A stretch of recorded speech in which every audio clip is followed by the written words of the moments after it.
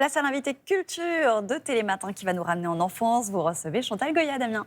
Inoxydable, indémodable, inarrêtable. Bonjour Chantal Goya. Bonjour. Ça va bien? Ça va bien, merci. Inarrêtable, on est d'accord. Hein, la scène, non, c'est une drogue?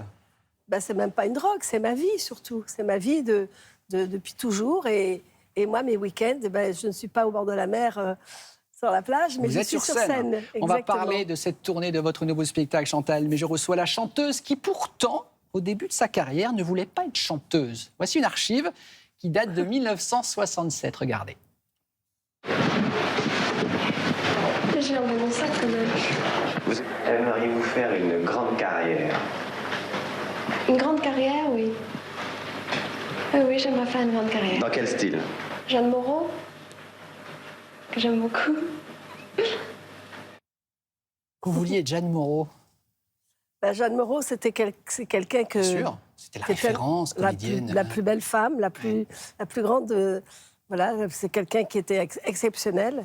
C'est vrai que Hitchcock vous voulait dans un de ses films? Oui. Le film Leto. Oui. Et je lui ai répondu que je ne pouvais pas venir parce que j'étais enceinte de ma fille, que ce n'était pas possible de jouer, d'être maman, d'être une jeune maman, ce n'était pas possible.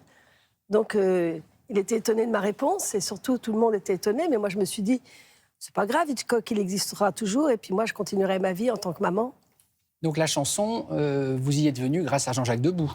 Voilà, Jean-Jacques... Votre mari, évidemment, doit-on le rappeler. Mon mari, voilà, Hitchcock, d'ailleurs, dans Les Oiseaux du Rêve, j'avais dit, vous devriez prendre ma meilleure copine, qui est Claude Jade, qui est très, très bien. Après, on m'a dit, on ne présente pas les copines, ça n'existe pas. Alors j'ai dit, bon, c'est pas grave, mais elle l'a fait quand même. Et donc, c'est Jean-Jacques qui vous a amené à la chanson. À la chanson, et en principe, j'avais rencontré Daniel Philippaki pour être journaliste.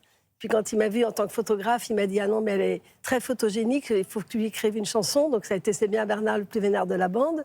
Je dis « C'est quoi cette chanson ?» Puis voilà pas qu'elle s'est mise à marcher, je dis « J'en reviens pas. » Et puis ensuite... Chanteuse malgré elle, voilà. malgré vous. Vous savez, je ne savais pas où commencer, je ne savais pas où finir. Mais Mickey Baker avec une guitare. Je disais « Mais qu'est-ce qui fait que sa guitare... » Vous parliez de, pardon? Mickey Baker. Ah, Mickey Baker. Mickey Baker, c'est un grand guitariste américain, copain de Daniel, et je dis mais il est bien mieux sans moi, qu'est-ce que j'ai fait là-dedans? Bon.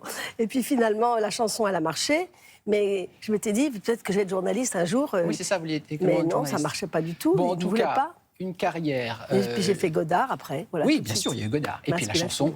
Alors, ce qui est bien avec vous, Chantal, c'est que forcément tout le monde connaît vos succès. Florilège. Ce matin, un lapin a tué un chasseur.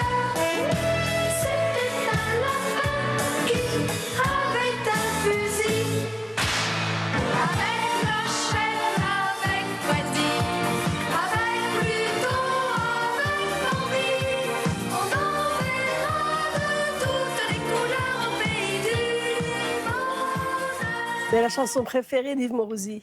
C'était la chanson préférée il Allons danser l'adorait. avec Mickey? Ah oui, il l'adorait. Il la chantait tout le temps pendant le JT même. Je dis mais il est fou, qu'est-ce qu'il fait là? Pendant le JT de 13h? Oui, c'était un grand ami à nous. Hein. C'est vrai qu'il a révolutionné le 13h, Morosi. Vous avez dit quelque chose, je crois, Chantal, l'an dernier, qui montre votre autodérision. Vous avez dit, je cite, « Je suis passé de conne à icône ». Vous aviez dit ça. C'est-à-dire que le mot « conne », c'est un petit peu ce que les journalistes très branchés, intello, disaient de moi. Notamment après le jeu de la vérité, on peut dire qu'il y a eu ça quand même, Chantal? Oui, je crois que le jeu de la vérité, ils n'ont rien compris, donc c'est pas ça. Ils ne comprenaient pas comment je suis passée de Godard à Bécassine. Ouais. C'était surtout ça l'histoire. Et là-dessus, j'acceptais leur critique parce qu'ils étaient quand même intelligents. Je me souviens d'un journaliste qui s'appelait Jean-Michel Gravier qui devenait fou parce qu'il m'avait tellement aimé dans Godard et dans Bécassine, ça lui sortait de la tête. Pour lui, c'était du gâchis, c'est ça en fait? Oui, non, c'était pas normal. Pas du gâchis parce que ils sont pas bêtes quand même. Et puis après, je me suis dit... Et puis après, Icône, c'est tout le monde gay qui m'appelait Icône.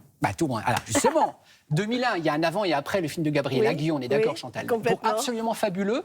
Le réalisateur notamment de Pédale douce vous fait jouer votre propre rôle. Oui.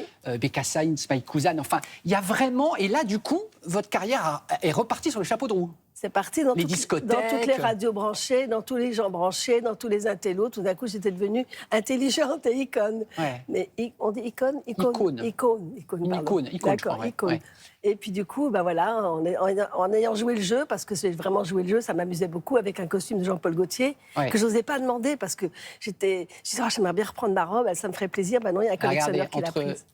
Donc il y a Josiane Balasco, évidemment, et Nathalie Baye. Nathalie, oui. À droite, d'un mot, vous nous rappelez, vous êtes à l'état civil, vous êtes Chantal Deguerre. Oui. Vous nous rappelez en 2 mots, parce que tout le monde ne connaît pas l'anecdote, comment vous êtes venue Chantal Goya? Encore Jean-Jacques? Mais oui, parce qu'à l'époque, mon papa m'a dit, ma chère Chantal, si tu dois être artiste, surtout tu changeras de nom, parce que si ça ne marche pas, de quoi on aura l'air? Ah oui, tout était prévu. Tout était bien carré. Voilà, c'était comme ça et pas autrement. J'ai dit, papa, il n'y a pas de problème. Et Jean-Jacques m'a emmené chez un ami qu'il connaissait très bien à Biarritz. C'est le marquis d'Arcan, qui avait une belle maison, beaucoup d'artistes venaient. Ce soir-là, il y avait Sinatra, que je voyais. J'étais hallucinée. Je me disais, mais c'est un dingue. Et il y avait surtout un tableau sublime de Goya, un vrai De Goya dans le salon. Francisco Goya, le peintre. Oui. Et il y avait Voilà, lui, c'est évidemment... Goya, c'est le oui, peintre. Oui, voilà. c'est lui. Et il y avait évidemment un petit page avec une collerette, avec la frange. Et le marquis d'Arcan a dit à Jean-Jacques, voilà, si jamais tu es un jour chanteuse, tu devrais t'appeler C'est Chantal vrai qu'à Goya. part la couleur des cheveux, on n'est pas loin. J'étais plus brune, mais j'avais la frange. C'est ça. Hein. Bon, Chantal, tous vos fans, ils sont nombreux. Combien de générations maintenant? Il y en a 4. 4, j'osais pas Mais dire 4. 3 ou 4. Mais oui, mais on peut dire 4, parce que tous les petits d'hier, c'est votre génération. Les enfants apprennent leurs chansons, mes chansons, et je ne saurais jamais comment remercier les parents et la famille grâce à voilà, Radio Papa Maman, je les appelle. Et puis les grands-parents, évidemment. Ouais. Alors, parlons de ce spectacle. On va voir des images pendant qu'on en parle. Ça s'appelle Sur la route enchantée. Vous serez, Chantal, le 14 octobre au Palais des Congrès de Paris. 2 représentations, 14h30 et 17h30. Et vous serez partout. Vraiment partout, Dans toute la France, jusqu'en 2024, même en Belgique, voilà.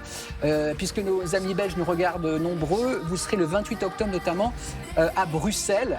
Oui, c'est incroyable. Alors, honnêtement, gros moyen. Tous les personnages sont sur scène, c'est vraiment un gros barnum. C'est tout ce que j'ai gardé dans mes hangars. Et vous savez que maintenant, j'ai quand même une nouvelle incroyable, c'est que tous ces personnages que vous voyez, avec moi, la voiture de Bécassine, etc., ça va devenir un jour, bientôt en 2026, un grand dessin animé. Et ça, il faut que je le dise parce que personne ne le sait. Je vais vous faire voilà. Dites-nous. Eh bien, figurez-vous que j'ai une copine qui s'appelle Caroline Corneau, qui me dit « On devrait faire un dessin animé de tes spectacles ». Je dis « Mais c'est mon rêve, mais c'est incroyable ». Et comme elle est dans la partie, elle a trouvé les auteurs. Et du coup, ça donnait une telle bonne humeur à Jean-Jacques de savoir que ces musiques Bien sûr. et vont partir dans le cinéma. Donc, il y aura un dessin animé, alors qu'il y a déjà eu en plus une BD sur vous. Oui, la BD. Bon, elle n'a pas bien Mais marché. vous êtes vraiment... Alors, vous êtes iconique. Vous êtes iconique, Chantal. Donc, le film, c'est pour 2026. Ça sera Le mystérieux voyage de Marie-Rose. Et je commence en ce moment toute l'histoire, la création, l'écriture. On garde tout ce qu'a fait Jean-Jacques. C'était mon plus beau spectacle. Bon, vous restez avec nous. Chantal, on marque Oui. une petite pause. On revient, bien sûr. On va parler de Johnny Hallyday avec vous dans quelques minutes. Ah Vous oui, l'avez bien Johnny, connu, j'aime beaucoup évidemment. Johnny. On part avec Becca Sign. Oui. En anglais. My cousin is my cousin. Yes, of course. À tout Allez. de suite. We come back.